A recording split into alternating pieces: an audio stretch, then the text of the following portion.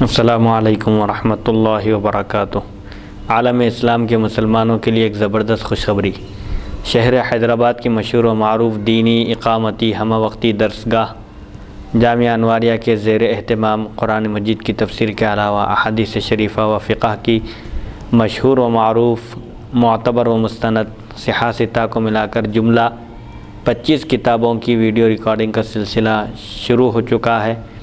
اسی کی ایک سنہری کڑی جامع ترمذی شریف کا درس بھی ہے جو الحمدللہ جاری و ساری ہے۔ بیات شیخ المشائخ حضرت سید محمد عبد القدیر الحسینی المعروف نورانی پاشا رحمۃ اللہ علیہ، بانی و فاؤنڈر جامعہ انواریہ و باب العلم انواریہ ایجوکیشنل سوسائٹی حیدرآباد۔ سب سے پہلے جیسا کہ ہمارے درس کا طریقہ رہا ہے کہ سب سے پہلے عربی میں عبارت پڑھی جائے گی، حدیث شریف کا ترجمہ کیا جائے گا اور مختصر سی تشریح بیان کرتے ہوئے اس ضمن میں مسائل پر بھی روشنی ڈالی جائے گی تاکہ احادیث شریفہ کا مفہوم سمجھنے میں آسانی ہو۔ اللہ تعالیٰ سے دعا ہے کہ وہ ہم کو سننے اور سنانے سے زیادہ احکام شریعت پر عمل کرنے کی توفیق عطا فرمائے، آمین۔ آج کا عنوان ہے ابواب صفت القیامہ، قیامت کی صفت کا بیان۔ حدیث نمبر 2514 سے آج کی نشست کا آغاز ہو رہا ہے۔ بسم اللہ الرحمن الرحیم۔ باب ما جاء فی شأن الحساب والقصاص۔ حدثنا حناد حدثنا ابو معاویہ عن الاعمش عن خیثمة عن عدی بن حاتم قال قال رسول اللہ صلی اللہ علیہ وسلم ما منکم من رجل الا سیکلمہ ربہ یوم القیامة ولیس بینہ وبینہ ترجمان ثم ينظر ایمن منہ فلا یرى شیئا الا شیئا قدمہ ثم ينظر اشأم منہ فلا یرى شیئا الا شیئا قدمہ ثم ينظر تلقاء وجہہ فتستقبلہ النار قال رسول اللہ صلی اللہ علیہ وسلم من استطاع منکم ان یقی وجہہ النار ولو بشق تمرۃ فلیفعل۔ حدثنا ابو السائب حدثنا وکیع یوما بهذا الحدیث عن الاعمش فلما فرغ وکیع من هذا الحدیث قال من كان ها هنا من اهل خراسان فليحتسب في اظهار هذا الحديث بخراسان قال ابو عیسیٰ لأن الجہمیة ينکرون هذا حدیث حسن صحیح۔ یہ بیان ہے اس حکم کا جو حساب اور قصاص یعنی بدلے کے معاملے میں بدلے کے بیان میں آیا ہے کہ قیامت کے دن حساب کتاب ہوگا اور اچھے اور برے عمل کا بدلہ دیا جائے گا۔ حضرت عدی بن حاتم رضی اللہ عنہ سے روایت ہے، رسول اکرم صلی اللہ علیہ وسلم نے ارشاد فرمایا، اللہ تعالیٰ تم میں سے ہر ایک آدمی کے ساتھ قیامت کے دن کلام فرمائے گا، بات کرے گا، درمیان میں کوئی ترجمان نہیں ہوگا، کوئی ٹرانسلیٹر نہیں ہوگا، بلکہ اللہ سے بندے کی براہ راست ڈائریکٹ گفتگو ہوگی۔ پھر بندہ اپنی دائیں طرف دیکھے گا تو کوئی چیز نہیں پائے گا بلکہ وہی کچھ دیکھے گا جو اس نے پہلے بھیجا، پھر بائیں طرف دیکھے گا تو وہاں بھی وہی اعمال نظر آئیں گے جو پہلے سے دنیا میں بھیج چکا تھا، پھر سامنے دیکھے گا تو سامنے سے آگ آتی نظر آئے گی، اس کے سامنے دوزخ ہوگی۔ مطلب یہ ہے کہ بندے سے جب اللہ تعالی ہم کلام ہوگا، بندے سے کلام فرمائے گا تو اب بندے کو وہاں پر بچانے والی چیز، کام آنے والی چیز دنیا میں وہ جو نیک اعمال کیا تھا وہی اس کے کام آئیں گے۔ رسول اکرم صلی اللہ علیہ وسلم نے ارشاد فرمایا، اگر تم اپنے آپ کو اس آگ کے مقابلے سے بچا سکتے ہو تو بچاؤ، چاہے کھجور کے صدقے سے ہی کیوں نہ ہو۔ مطلب یہ ہے کہ تم میں سے جو شخص اپنے چہرے کو، اپنی ذات کو دوزخ سے بچا سکتا ہے، اگرچہ کہ کھجور کا ٹکڑا ہی کیوں نہ ہو خیرات کر کے، تو اس کو ایسا کرنا چاہیے۔ یعنی جہنم کی آگ سے بچنے کے لیے بندے کو خیر خیرات بھی کرنا چاہیے، صدقات بھی کرنا چاہیے، اللہ کی راہ میں خرچ کرنا چاہیے تاکہ اس کے ذریعے سے اللہ تعالیٰ بندے کی مغفرت فرما دے۔ تو ظاہری اعتبار سے چونکہ عمل بھی ایمان کے ساتھ لازم ہے، اللہ تعالیٰ کو اس بات کا اختیار ہے کہ وہ کسی بندے کو صرف ایمان کی بنیاد پر ہی اس کی مغفرت فرما دے، اور اگرچہ کہ اس کے پاس نیک عمل نہ ہو، یہ اللہ تعالیٰ کو اس کا اختیار ہے۔ لیکن ظاہری اعتبار سے بندوں کو جو حکم دیا گیا ہے وہ یہ ہے کہ بندے ایمان کے ساتھ عمل صالح کا راستہ اختیار کریں تاکہ قیامت کے دن جہنم کی دہکتی ہوئی آگ سے اپنے آپ کو بچا سکیں۔ تو قیامت کے دن جب اللہ تعالیٰ اس سے بات کرے گا، گفتگو فرمائے گا، اس کا حساب کتاب ہوگا، ایک ایک عمل کا حساب کتاب ہوگا، پوچھا جائے گا، اس کے بعد پھر اس کا فیصلہ ہوگا۔ اسی لیے خیر خیرات کا بڑا دخل ہے۔ اور صدقے کے بارے میں آیا ہے کہ صدقہ اللہ تعالیٰ کے غضب کو کم کرتا ہے، اللہ تعالیٰ خوش ہوتا ہے بندے سے صدقہ دینے سے، خیرات کرنے سے، اللہ کی راہ میں خرچ کرنے سے۔ تو بہرحال کسی چیز کو معمولی نہیں سمجھنا چاہیے، خیر خیرات کی جتنی وسعت ہے، جتنی سکت ہے، جتنی استطاعت ہے، اسی قدر ہی کیوں نہ ہو خیر خیرات میں حصہ لینا چاہیے۔ ابو صاحب سے روایت ہے کہ وکی نے ایک دن یہ حدیث حضرت اعمش رضی اللہ عنہ سے روایت کرتے ہیں ہم سے بیان کی۔ جب وکی بیان کر چکے تو فرمایا اگر کوئی خراسان کا باشندہ یہاں ہو تو وہ یہ حدیث اہل خراسان کو سنا کر ثواب حاصل کرے۔ امام ترمذی فرماتے ہیں یہ اس لیے کہ جہمیہ اس بات یعنی خدا سے ہی کلام ہونے کے منکر ہیں۔ یہ حدیث حسن صحیح ہے۔ ایک فرقہ ہے معتزلہ بھی رؤیت باری تعالیٰ کو نہیں مانتا، اور ایک فرقہ ہے جہمیہ جو اللہ تعالیٰ سے ہم کلام ہونے کے مسئلے میں بھی اہل سنت سے مختلف الگ ہے۔ تو یہ حدیث شریف بیان کر کے محدث فرماتے ہیں کہ اگر خراسانی کوئی باشندہ یہاں ہے تو اس کو چاہیے کہ وہ اس حدیث کو عام کرے، رسول اکرم صلی اللہ علیہ وسلم کے ارشاد مبارک کا پیغام اور آپ کے اس پیغام کو لوگوں تک پہنچائے، خراسان کے لوگوں کو، کیونکہ وہاں پر جہمی فرقے کے لوگ ہیں جو اللہ تعالیٰ سے ہم کلام ہونے کے منکر ہیں، اس بات کو نہیں مانتے۔ تو بہرحال اس حدیث شریف میں یہ بات بتائی جا رہی ہے کہ جب قیامت قائم ہوگی تو اس وقت اللہ تعالیٰ بندے سے ہم کلام ہوگا اور بندے سے گفتگو فرمائے گا، درمیان میں کوئی تیسرا شخص نہیں ہوگا، براہ راست اللہ تعالیٰ سے بندہ گفتگو کرنے کی سعادت شرف حاصل کرے گا، اللہ تعالیٰ اسے پھر اس کے اعمال کے بارے میں دریافت فرمائے گا۔ لہٰذا بندے کو چاہیے کہ وہ ایمان کے ساتھ عمل صالح بھی اختیار کرے تاکہ اللہ تعالیٰ کی بارگاہ میں ذلت اور رسوائی سے محفوظ رہے۔ حدیث نمبر 2515 حدثنا حمید بن مسعدہ حدثنا حسین بن نمیر ابو محسن حدثنا حسین بن قیس الرحبی حدثنا عطاء بن ابی رباح عن ابن عمر عن ابن مسعود عن النبی صلی اللہ علیہ وسلم قال لا تزول قدم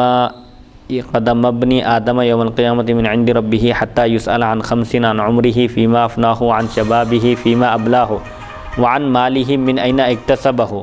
وفيما أنفقه وماذا عمل فيما علمه۔ هذا حديث غريب لا نعرفه من حديث ابن مسعود عن النبي صلى الله عليه وسلم إلا من حديث حسين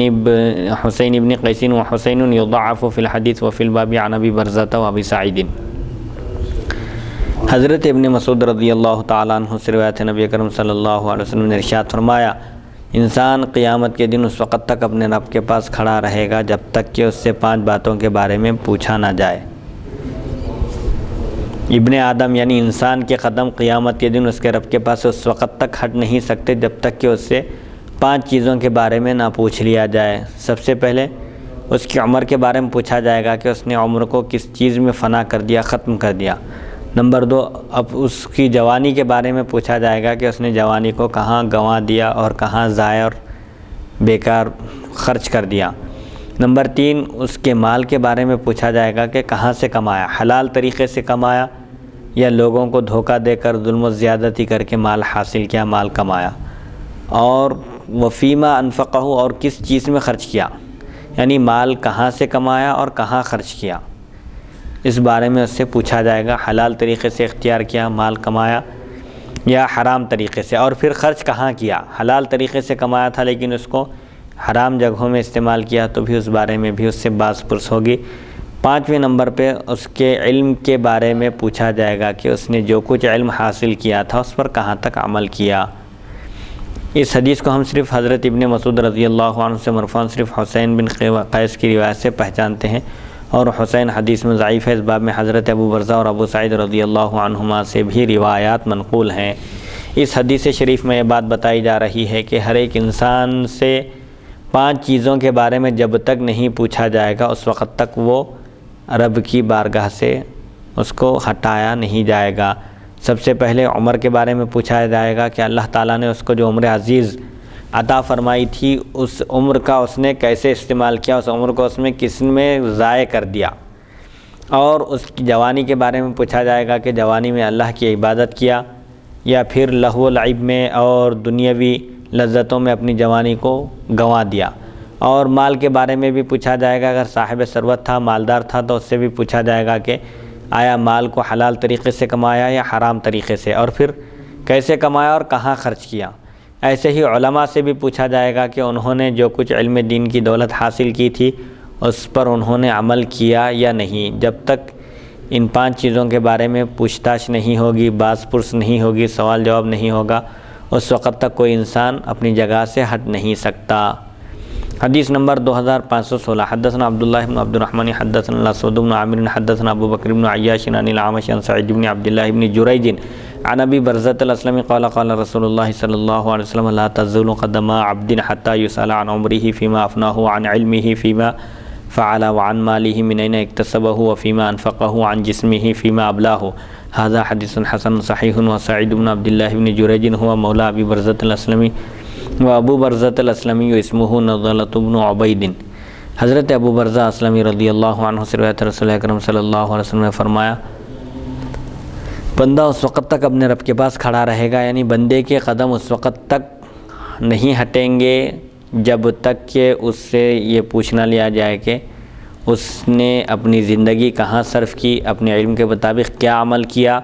اور مال کہاں سے کمایا اور کہاں خرچ کیا، اور اپنا جسم کس کام میں بوسیدہ کیا، پرانا کیا، لاغر اور نحیف اور کمزور کیا۔ یہ حدیث حسن صحیح ہے۔ سعید بن عبداللہ بن جریج ابو برزہ اسلمی کے غلام ہیں اور ابو برزہ اسلمی کا نام نضلہ بن عبید ہے۔ بہرحال اس حدیث شریف کا بھی مفہوم وہی ہے جو اس سے پہلے گزر چکی ہے کہ ہر ایک انسان سے جب تک ان چیزوں کے بارے میں پوچھ نہیں لیا جائے گا اس وقت تک اس کو اس کی جگہ سے نہیں ہٹایا جائے گا۔ ہر ایک شخص سے اس بارے میں پوچھ ہوگی، عمر جو عطا کی گئی تھی اس کا کیسے استعمال کیا، اس کو کیسے ضائع کیا، اس کو اللہ کی اطاعت میں صرف کیا یا دنیاوی لذتوں میں منہمک ہو کر اپنی عمر عزیز کو ضائع کر دیا۔ اور ایسے ہی علماء سے علم کے بارے میں پوچھا جائے گا کہ انہوں نے جو علم حاصل کیا تھا آیا علم کے تقاضوں کو انہوں نے پورا کیا، ان پر عمل کیا یا نہیں۔ ایسے ہی مال کے بارے میں بھی پوچھا جائے گا کہ مال حلال طریقے سے، حلال ذریعے سے حاصل کیا تھا یا حرام ذریعے سے، اور پھر مال کیسے حاصل کیا اور کہاں خرچ کیا کیا، یہ دونوں چیزوں کے بارے میں بھی پوچھا جائے گا۔ ایسے ہی جسم میں تندرستی اور صحت مندی جو اللہ تعالیٰ نے عطا فرمائی تھی اس کو کس میں پرانا کیا، بوسیدہ کیا، یعنی جسم کے اندر جو اللہ نے جو توانائی عطا فرمائی تھی اس کو اللہ کی اطاعت اور اس کی عبادت میں صرف کیا، اس کا استعمال کیا، یا دنیاوی لذتوں میں۔ جب تک ان چیزوں کے بارے میں نہیں پوچھا جائے گا بندے سے اس وقت تک وہ اپنی جگہ سے ہٹ نہیں سکتا۔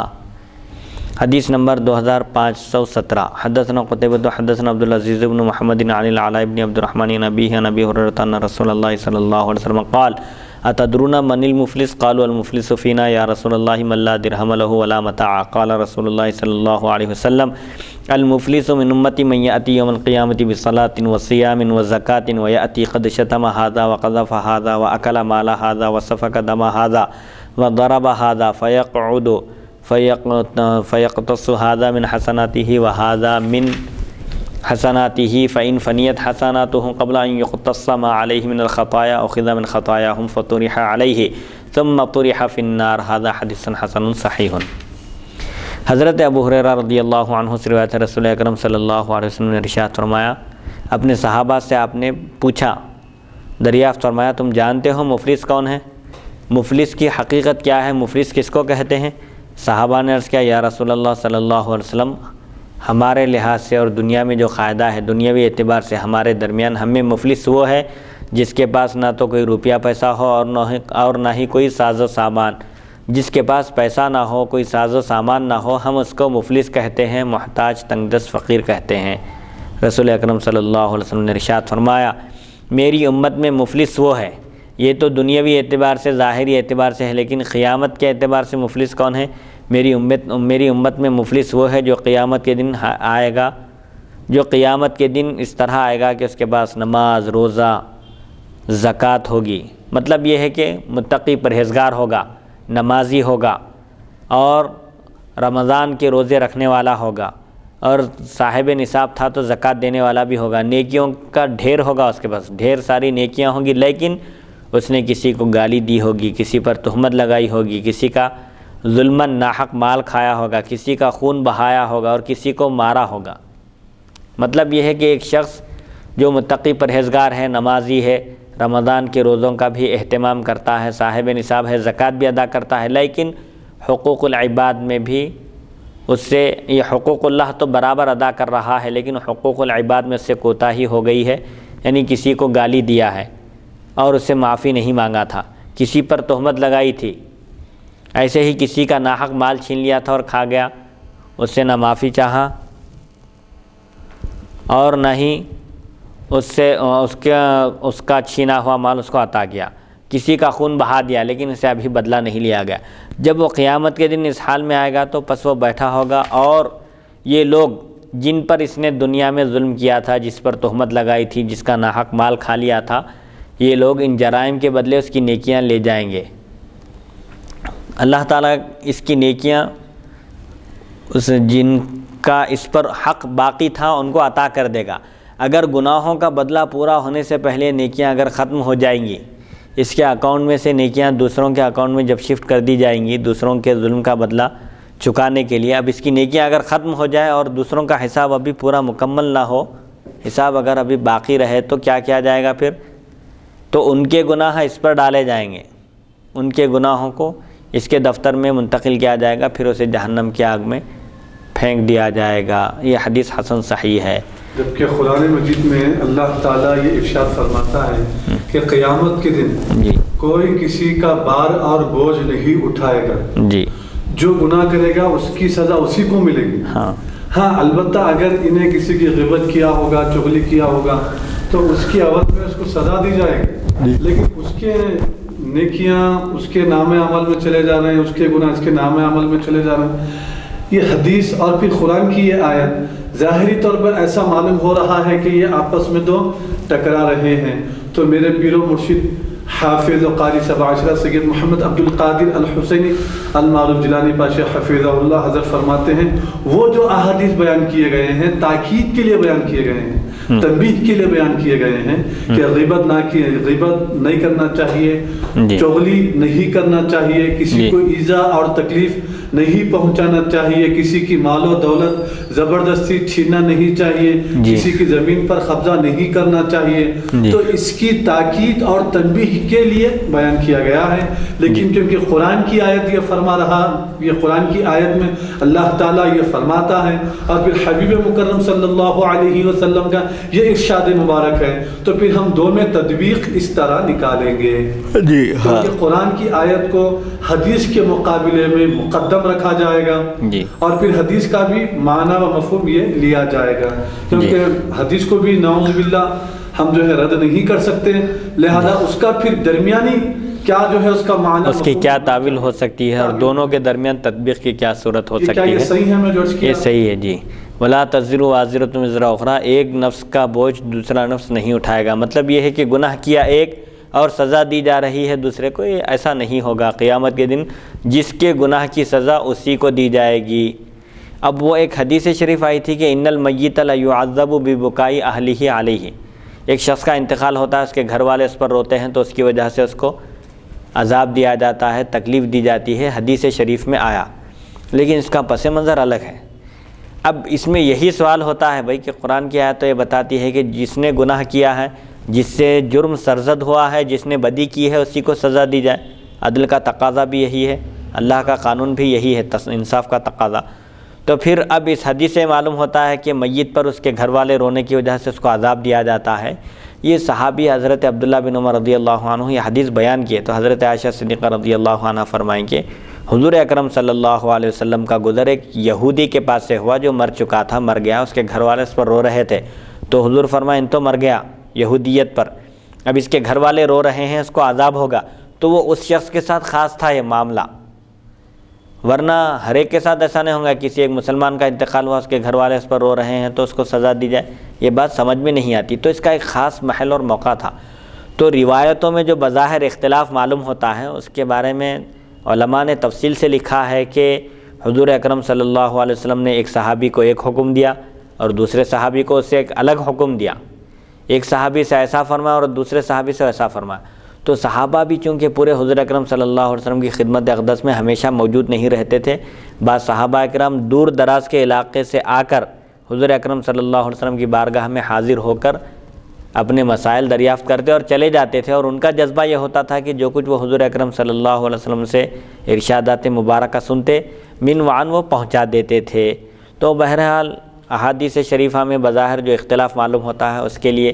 سب سے پہلے ناسخ اور منسوخ کو جاننا ضروری ہے۔ ایک حکم پہلے دیا جاتا ہے، پھر وہ حکم بعد میں منسوخ ہو جاتا ہے، جیسے رفع یدین کا حکم تھا ختم کر دیا جاتا ہے۔ اس کی مثال ایسے ہی ہے جیسے ڈاکٹر کسی ایک مریض کی تشخیص کرنے کے بعد اس کے لیے ایک دوا تجویز کرتا ہے، ایک ٹریٹمنٹ کرتا ہے، اس کا پھر ایک عرصہ گزرنے کے بعد، چند دن گزرنے کے بعد پھر اس کی دوا تبدیل کرتا ہے، چینج کرتا ہے۔ تو وہ حکیم ہے، حکمت والا ہے، اس کو معلوم ہے کہ پہلے کمزوری تھی، یہ دوا اس پر اثر انداز نہیں ہو سکتی، یہ اس دوا کو برداشت نہیں کر سکتا، اس کا معدہ اتنی صلاحیت نہیں رکھتا۔ بہرحال یہ اسٹیپ بائی اسٹیپ جو لے کر چلتے ہیں حکما اور اطباء بھی، تو شریعت میں بھی پہلے جیسے حسب سہولت ایک دم پورے احکام نازل نہیں کیے گئے، اسٹیپ بائی اسٹیپ تربیت کی گئی۔ پہلے ایک حکم آیا، پھر اس کے بعد ایک حکم، پھر اس کے بعد ایک حکم، اور یہ حکمت کا تقاضا بھی یہی ہے۔ جیسے شراب کی حرمت بھی فوراً نہیں نازل ہوئی، بلکہ پہلے شراب کی مذمت بیان کی گئی، پھر اسٹیپ بائی اسٹیپ مرحلہ وار ایک ایک چیز کے ذریعے پھر آخر میں اس کی حرمت نازل ہو گئی، قطعی طور پر اس کو حرام قرار دیا گیا۔ تو تربیت کرنے کے یہ اصول ہوتے ہیں کہ کسی کے اوپر اگر فوراً پورے احکام اگر نافذ ہم کرنا چاہیں تو ظاہر بات ہے وہ کوئی بھی قبول کرنے کے لیے تیار نہیں ہوتا، تو آہستہ آہستہ اس کی تربیت کی جاتی ہے۔ جیسا کہ بزرگان دین کا طریقہ تھا، تخلیہ اور تحلیہ یہ دو بہت اہم اور بنیادی چیزیں ہیں کہ نفس کو وہ لوگ پہلے بری خصلتوں سے پاک کرتے ہیں، جیسے بری عادتوں سے، جیسے حسد ہے، کینہ ہے، غیبت ہے، اور چغل خوری ہے، جھوٹ ہے، تکبر ہے، غرور ہے، اپنے آپ کو بڑا سمجھنا ہے، اور منصب کی طلب ہے، پوسٹ ہونا، مجھے فلاں عہدہ چاہیے، اور جاہ کی طلب ہے، یعنی میں لوگوں میں مشہور ہونا چاہیے، مجھے لوگ میری تعظیم کرنا چاہیے، میرا احترام کرنا چاہیے۔ یہ تمام خراب عادتوں کا پہلے تخلیہ کرتے ہیں صوفیہ کرام، یا ان عادتوں کو دل سے خالی کرتے ہیں، دل سے ان عادتوں کو صاف کر کے اس کے بعد پھر اس کی پالش کرتے ہیں، اس کی خلائی کرتے ہیں اللہ کے ذکر سے، ذکر و اذکار سے، اوراد سے، وظائف سے، قرآن کی تلاوت سے، عبادتوں کے ذریعے، اور عاجزی اور تواضع اور انکساری پیدا کر کے۔ یہ بزرگان دین کا طریقہ تھا۔ تو بہرحال احادیث شریفہ کو سمجھنے کے لیے اس کا سیاق اور سباق بیک گراؤنڈ سے بھی واقف ہونا ضروری ہے۔ اچھا، اس طرح سے وہ جو حدیث ابھی آپ جو بیان فرمائیں کہ وہ بی بی عائشہ رضی اللہ عنہا جو ہے ابو ہریرہ رضی اللہ عنہ ارشاد فرمائے، وہ عرض کی حدیث بی بی عائشہ رضی اللہ عنہا فرماتی ہیں کہ وہ مرنے والا یہودی تھا اور اس کے گھر کی عورتیں رو رہی تھیں، اس لیے حضور صلی اللہ علیہ وسلم فرمائے کہ وہ جہنمی ہے، اس کو عذاب ہونے والا ہے، کیونکہ وہ یہودیت پر مرنے کی وجہ سے اس کو عذاب ہونے والا ہے، خواہ رو یا مت رو۔ لیکن اور ایک جو روایت میں ہے کہ علماء کرام یہ بھی فرماتے ہیں، غالباً اسی من عون جملے کی حدیث بھی ہے کہ حضور فرماتے ہیں مرنے والے شخص کی یہ خواہش تھی، یہ تمنا تھی کہ اس پر رویا جائے، اس پر رویا جائے، اس کی تعریف کی جائے، اس کے قصیدے پڑھے جائیں، وہ جو کام نہیں کیا تھا وہ میں کرا بول کے جو ہے لوگوں میں عام کیا جائے، اس کی شہرت کی جائے، یہ اگر اس کی نیت تھی تو پھر اس کو عذاب دیا جائے۔ جی ہاں، یہ بھی مفہوم ہو سکتا ہے۔ آپ ہاں، یہ وہی بہرحال اگر کوئی ایسی تاکید کیا تھا، نوحہ کرنا، فضائل بیان کرنا، کمالات بیان کرنا، اور آہوازاری کرنا، اور گریبان پھاڑنا کرنا، یہ دور جاہلیت کے طریقے ہیں۔ حضور اکرم صلی اللہ علیہ وسلم نے نوحہ کرنے سے منع فرمایا، البتہ رونے سے آپ نے منع نہیں فرمایا، کہ آنکھ سے آنسو نکلتے ہیں اور دل غمزدہ ہوتا ہے، لیکن زبان سے کوئی ایسی بات نہیں نکلنا چاہیے جس سے اللہ تعالیٰ کی شکایت ہو، یا مخلوق کے سامنے ایسا اظہار ہو کہ وہ اللہ کی تقدیر اور اس کے فیصلے سے راضی نہیں ہے۔ جزا فضا کرنے کے بجائے وہاں پر صبر کرنا چاہیے، یہ ہے اس میں تعلیم۔ اور نیت بھی اگرچہ کہ وہ وصیت نہ کریں کہ میرے انتقال کے بعد تم جو ہے نا گریبان پھاڑو، رو کرو، اور ایسے نیک کام جو میں نہیں کرا، لیکن میں کرا بول کے میری تعریف کرو لوگوں کے سامنے، میرا چرچا کرو، میری شہرت ہو جائے، لوگوں میں میں مشہور ہو جاؤں، معروف ہو جاؤں، اور لوگ میرا ذکر کریں، میری واہ واہ کریں کہ کیا نیک آدمی کا انتقال ہو گیا، کیا پیارا آدمی تھا، کیسا آدمی تھا، لوگ میری سی ایسی تعریف کرنا بول کے وصیت بھی نہیں کرانی، لیکن نیت ایسی تھی اس کی، اس نیت کی وجہ سے بھی اس کو ہاں وہ ان المیت لیعذب ببکاء اہلہ علیہ، وہ اسی یہودی کے ساتھ خاص تھی، وہ ایک خاص موقع پر فرمایا حضور، ہر ایک کے ساتھ خاص نہیں ہے وہ. تو جیسا کہ قرآن کی آیتوں میں جو احکام نازل کیے گئے ہیں، بعض احکام ایک خاص صحابی کے پوچھنے سے ایک حکم نازل ہوا، لیکن وہ قیامت تک کے لیے عام ہے. جیسے ایک صحابی سے ایک مرتبہ غلطی ہو گئی تو حضور اکرم صلی اللہ علیہ وسلم کی خدمت میں حاضر ہو کر احساس کیا کہ مجھ سے گناہ ہو گیا. تو حضور اکرم صلی اللہ علیہ وسلم نماز کا وقت ہو گیا تھا، نماز کے لیے کھڑے ہو گئے، آپ نماز شروع کر دیے. نماز پڑھنے کے بعد پھر اس شخص نے عرض کیا کہ مجھ سے گناہ ہو گیا ہے، توبہ کی کیا صورت ہے؟ تو حضور اکرم صلی اللہ علیہ وسلم نے فرمایا کیا آپ نے ہمارے ساتھ نماز نہیں پڑھی؟ تو انہوں نے عرض کیا کہ ہاں میں نے آپ کے پیچھے نماز پڑھی ہے. تو حضور اکرم صلی اللہ علیہ وسلم نے فرمایا کہ اس نماز کی وجہ سے تمہارے اس گناہ کا کفارہ ہو گیا. قرآن کی ایک آیت نازل ہوئی، ان الحسنات یذہبن السیئات، یقیناً نیکیاں برائیوں کو لے جاتی ہیں، برائیوں کا خاتمہ کر دیتی ہیں. اسی لیے حدیث شریف میں آتا ہے کہ جب تم سے کوئی گناہ سرزد ہو جائے تو فوراً نیکی کرو تاکہ وہ نیکی اس گناہ کو مٹا دے. ورنہ اگر بندہ گناہ کرتا ہے، گناہ پر گناہ کرتا جاتا ہے اور توبہ نہیں کرتا تو اس کے دل پر ایک سیاہ ٹپکا پڑ جاتا ہے، ایک نقطہ پیدا ہوتا ہے، اور اگر توبہ کر لیتا ہے تو وہ مٹا دیا جاتا ہے. اور اگر توبہ نہیں کرتا، گناہ پر گناہ کرتا ہی چلا جاتا ہے تو وہ پورے دل پر وہ سیاہ ٹپکا غالب آ جاتا ہے اور پورا دل سیاہ ہو جاتا ہے، جس کے بعد پھر نیکی کے داخل ہونے کی کوئی توقع اور امید باقی نہیں رہتی، جس کے بارے میں قرآن فرماتا ہے کلا بل ران علی قلوبہم ما کانوا یکسبون. یعنی گناہ کرنے کی وجہ سے بندے کا دل گناہوں میں پورا لت پت ہو کر سیاہ ہو جاتا ہے، اور اب پھر اس کے اندر خیر اور بھلائی کی کوئی بات داخل نہیں ہو سکتی. اسی لیے بشری تقاضے کے لحاظ سے اگر کوئی گناہ سرزد ہو جائے تو فوراً اللہ کی بارگاہ میں رجوع ہو کر توبہ کرنا چاہیے. تو بہرحال وہ ایک خاص صحابی کے لیے آیت نازل ہوئی، لیکن حکم قیامت تک کے مسلمانوں کے لیے ہے کہ کسی بھی مسلمان سے اگر کوئی گناہ سرزد ہو تو فوراً اللہ تعالیٰ کی بارگاہ میں رجوع ہو. اب گناہوں کی قسمیں بیان کی گئی ہے کہ ایک گناہ ہوتا ہے جس میں اللہ کی نافرمانی ہوتی ہے، اور ایک حقوق اللہ میں گناہ ہوتا ہے، جیسے نماز ہے، سمجھے فرض نماز چھوٹ گئی ہے تو اس کی تلافی کی صورت کیا ہے؟ توبہ کرنے کے علاوہ اس کی قضا بھی لازم ہے. اور اگر حقوق العباد سے تعلق ہے گناہ کا، کسی کی زمین پر ناجائز قبضہ کیا تھا، کسی کی زمین غصب کر لیا تھا، کسی پر ظلم کیا تھا، کسی کو مار ڈالا تھا، کچھ ایسا کیا تھا، تو جب تک اس سے معافی نہ چاہے اس وقت تک اس کی توبہ مکمل نہیں ہوتی. کسی کی پراپرٹی پر قبضہ کر لیا تھا، خالی توبہ کرنے سے اس کی توبہ مکمل نہیں ہوتی، بلکہ اس شخص کی ملکیت، اس کی چیز اس کے حوالے کرنا بھی لازم ہے.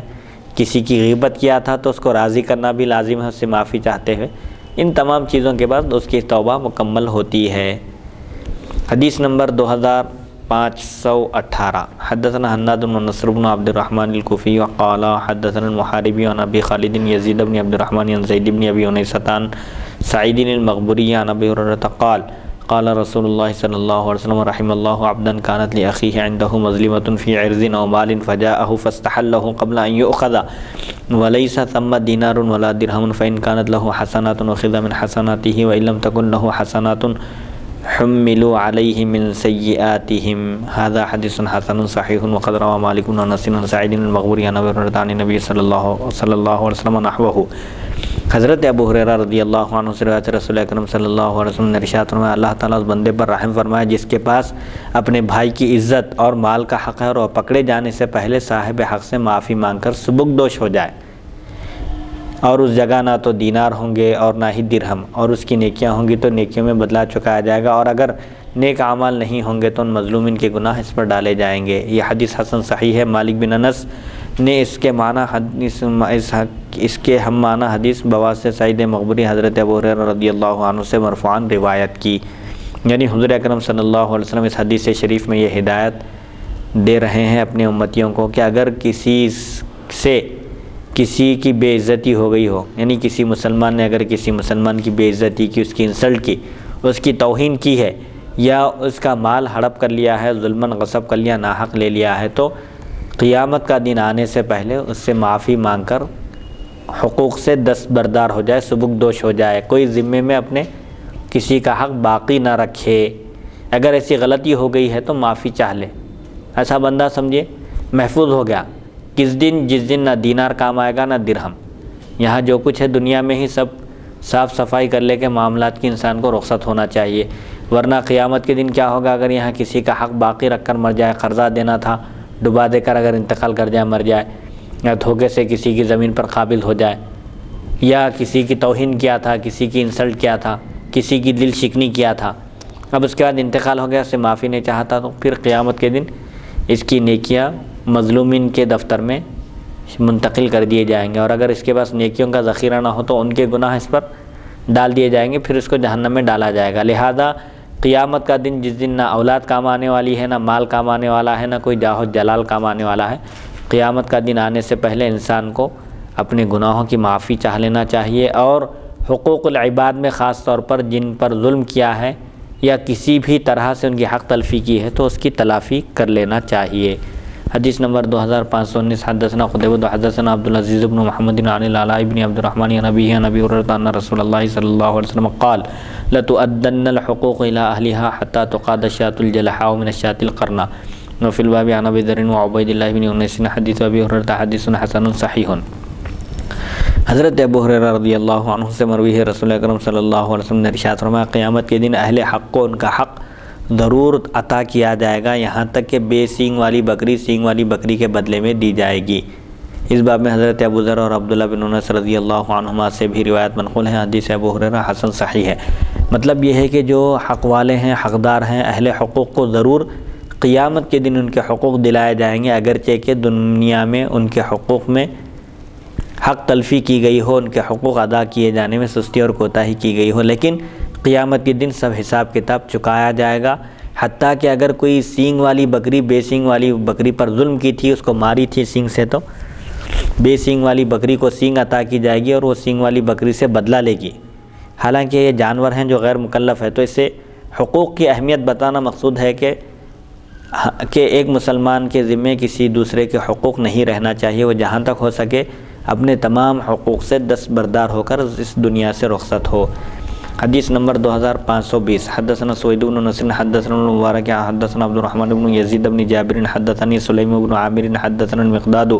صاحب رسول اللہ صلی اللہ علیہ وسلم قال سمعت رسول اللہ صلی اللہ علیہ وسلم يقول اذا كان يوم القيامة ودني الشمس من العباد حتى تكون قيد ميل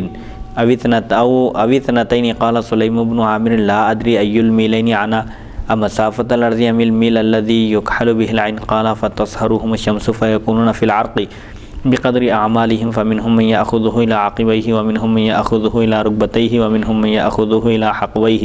ومنهم من يلجمه إلجاما فرأيت رسول الله صلى الله عليه وسلم يشير بيده إلى فيه أي يلجمه إلجاما وفي الباب عن أبي سعيد وابن عمر هذا حديث حسن صحيح۔ قیامت کے دن سورج بالکل ایک بالشت قریب ہوگا۔ حضرت مقداد جو صحابی رسول ہیں رضی اللہ عنہ فرماتے ہیں میں نے رسول اکرم صلی اللہ علیہ وسلم سے سنا، آپ نے ارشاد فرمایا قیامت کے دن سورج بندوں کے قریب کر دیا جائے گا یہاں تک کہ 1 یا 2 میل کی مسافت پر ہوگا۔ سلیم بن عامر فرماتے ہیں میں نہیں جانتا کہ کون سا میل مراد لیے، زمین کی مسافت یا وہ سلائی جس سے سرما لگایا جاتا ہے۔ عربی میں میل کے 2 معنی آتے ہیں، سلائی جس کے ذریعے آنکھوں میں سرما لگایا جاتا ہے اس کو بھی میل کہتے ہیں، اور یہ جو مسافت ہوتی ہے زمین کی 1 میل یعنی 1.5 کلومیٹر۔ تو حضور اکرم صلی اللہ علیہ وسلم کی مراد کیا ہے نہیں معلوم، آپ نے فرمایا کہ قیامت کے دن سورج بندوں کے قریب کر دیا جائے گا یہاں تک کہ 1 یا 2 میل کی مسافت پر ہوگا۔ اب یہ مسافت مراد ہے زمین کی تو 1.5 کلو یا 3 کلومیٹر دور کے فاصلے پر ہوگا، اور اگر سلائی کی مقدار تو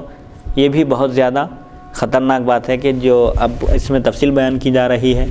جن کے نیک اعمال ہوں گے وہ سورج کی حرارت سے، اس کی شدت اور اس کی تمازت سے محفوظ رہیں گے۔ پھر آپ صلی اللہ علیہ وسلم نے ارشاد فرمایا پھر سورج ان کو پگھلائے گا، سورج کی گرمی سے وہ پگھلنا شروع ہوں گے یہاں تک کہ ہر کوئی اپنے اعمال کے مطابق پسینے میں ڈوب جائے گا۔ بعض لوگ وہ ہوں گے کہ بعض ٹخنوں تک، بعض گھٹنوں تک، کچھ لوگ کمر تک پسینے میں شرابور ہوں گے، بعض لوگوں کو پسینہ لگام لگا دے گا، یعنی بعض لوگوں کو پسینہ پورا منہ تک آ جائے گا۔ راوی فرماتے ہیں میں نے دیکھا رسول اکرم صلی اللہ علیہ وسلم نے اپنے دستے مبارک سے اپنے دہنے مبارک کی طرف اشارہ فرمایا، یعنی یہاں تک لگام لگا دے گا۔ جس کے جیسے اعمال ہوں گے، کوئی برائیوں میں ڈوبا ہوا ہوگا تو وہ پسینے میں بھی ڈوبا ہوا ہوگا، کوئی جس کی زندگی آدھی برائیوں میں گزری آدھی نیکیوں میں گزری، اس کو ان آدھے حصے تک کمر تک پسینے میں ہوگا. بہرحال یہ اعمال کے مطابق ہوگا. جس کے جیسے اعمال ہوں گے، جس قدر برے اعمال زیادہ ہوں گے اسی قدر وہ پسینے میں ڈوبا ہوا ہوگا. اس باب میں حضرت ابو سعید اور ابن عمر رضی اللہ عنہم سے بھی روایت منقول ہیں. یہ حدیث حسن صحیح ہے. اور اس میں مطلب یہ اذان جو ہوئی ہے اس کی تھوڑی سی وضاحت کریے ریکارڈنگ میں. جی. کہ اگر درس حدیث شروع ہو جائے اس کے بعد اگر اذان تو درس کو جاری رکھا جا سکتا ہے، جو شرعی جو مسئلہ ہے. جی. کہ سننے والوں کو کوئی غلط فہمی نہ ہو جائے. جی ہاں، اذان شروع ہونے سے پہلے اگر درس ہو یا تلاوت قرآن ہو، احادیث مبارکہ درس ہو تو اس کو جاری رکھنے کی، واضح بیان ہو اس کو جاری رکھنے کی اجازت ہے. آداب کا تقاضا تو یہ ہے کہ دیگر امور کو روک دیا جائے، لیکن قرآن مجید کی تلاوت ہے، احادیث شریفہ ہے تو اس کی شرعاً اجازت ہے.